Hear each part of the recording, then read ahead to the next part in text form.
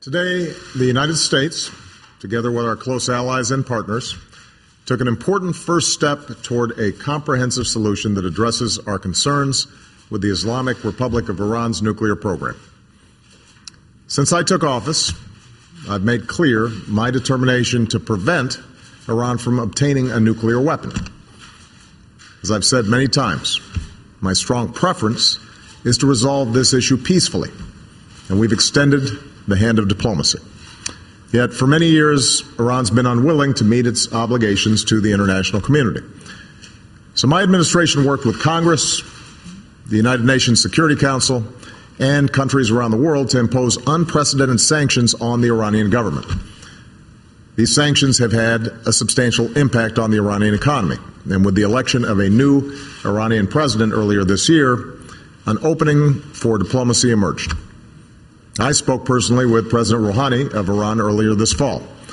Secretary Kerry has met multiple times with Iran's foreign minister, and we have pursued intensive diplomacy, bilaterally with the Iranians and together with our P5+1 partners, the United Kingdom, France, Germany, Russia, and China, as well as the European Union. Today, that diplomacy opened up a new path toward a world that is more secure, a future in which we can verify that Iran's nuclear program is peaceful and that it cannot build a nuclear weapon. While today's announcement is just a first step, it achieves a great deal. For the first time in nearly a decade, we have halted the progress of the Iranian nuclear program, and key parts of the program will be rolled back. Iran has committed to halting certain levels of enrichment and neutralizing part of its stockpiles. Iran cannot use its next-generation centrifuges, which are used for enriching uranium. Iran cannot install or start up new centrifuges, and its production of centrifuges will be limited. Iran will halt work at its plutonium reactor, and new inspections will provide extensive access to Iran's nuclear facilities and allow the international community to verify whether Iran is keeping its commitments.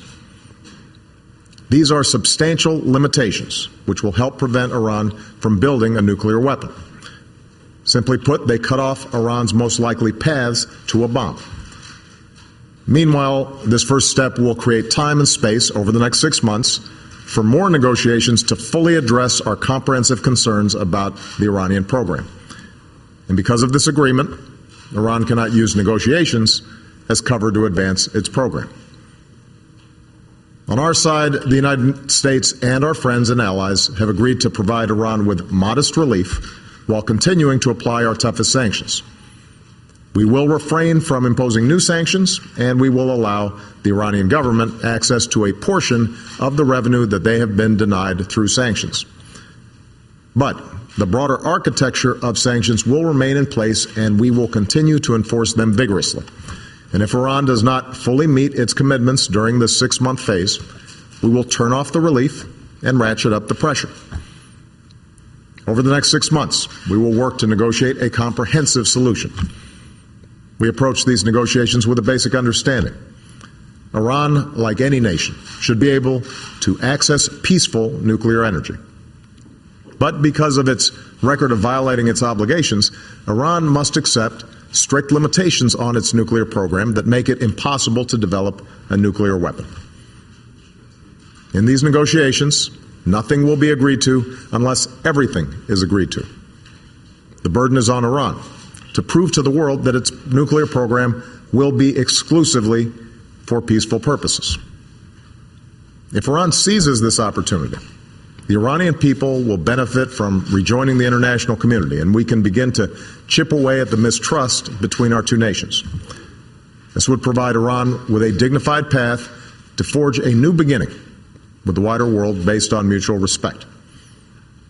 If, on the other hand, Iran refuses, it will face growing pressure and isolation. Over the last few years, Congress has been a key partner in imposing sanctions on the Iranian government, and that bipartisan effort made possible the progress that was achieved today. Going forward, we will continue to work closely with Congress. However, now is not the time to move forward on new sanctions, because doing so would derail this promising first step alienate us from our allies, and risk unraveling the coalition that enabled our sanctions to be enforced in the first place. That international unity is on display today. The world is united in support of our determination to prevent Iran from developing a nuclear weapon. Iran must know that security and prosperity will never come through the pursuit of nuclear weapons. It must be reached through fully verifiable agreements that make Iran's pursuit of nuclear weapons impossible. As we go forward, the resolve of the United States will remain firm, as will our commitments to our friends and allies, particularly Israel and our Gulf partners, who have good reason to be skeptical about Iran's intentions. Ultimately, only diplomacy can bring about a durable solution to the challenge posed by Iran's nuclear program. As President and Commander-in-Chief, I will do what is necessary to prevent Iran from obtaining a nuclear weapon. But I have a profound responsibility to try to resolve our differences peacefully, rather than rush towards conflict. Today, we have a real opportunity to achieve a comprehensive, peaceful settlement, and I believe we must test it.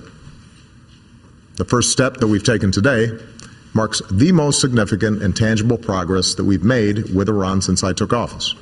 And now we must use the months ahead to pursue a lasting and comprehensive settlement that would resolve an issue that has threatened our security and the security of our allies for decades. It won't be easy, and huge challenges remain ahead.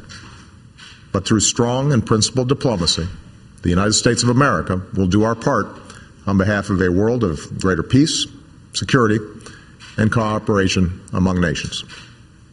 Thank you very much.